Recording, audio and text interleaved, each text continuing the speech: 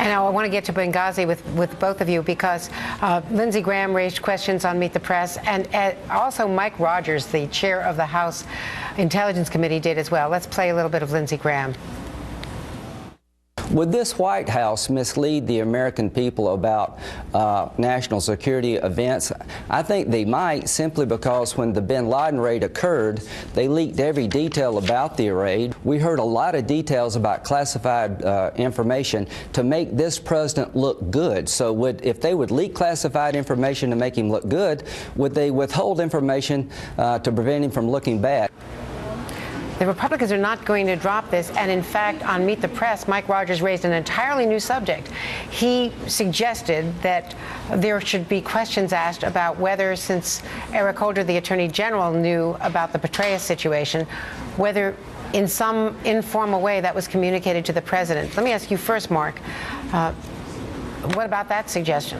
Well, look, this issue is not become bipartisan yet in the skepticism that you hear from Lindsey Graham and John McCain in particular. It's such a clear division between the two sides that it's divided the three amigos. Even Senator Lieberman, who normally sides with Senator McCain and Senator Graham, has said no, he doesn't have the same level of concern about all this stuff. And we don't generally see foreign policy scandals becoming huge issues that sustain unless a member of the president's own party or some members of the president's own party raise questions. Mike Rogers has questions. Lindsey Graham has questions. I believe if the administration has as strong a case as it claims it does, that Secretary Clinton should come back from the trip and she should brief them in private on all this stuff. Public would be better, but I suspect she'd make more progress in private to let them know what the facts are.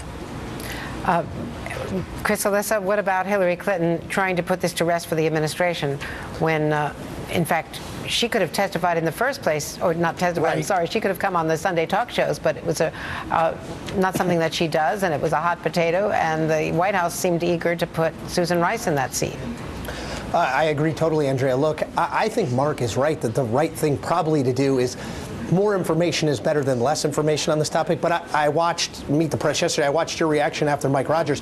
I had a similar reaction, that kind of throwing that allegation of maybe the president knew without any evidence behind that claim. Is particularly when it relates to foreign policy, there's a serious charge here.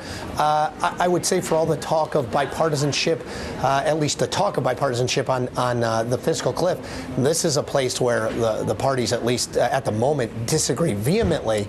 I would always suggest a little bit more caution when we're talking about foreign policy than domestic policy, but partisanship certainly has not ended at the water's edge on this one.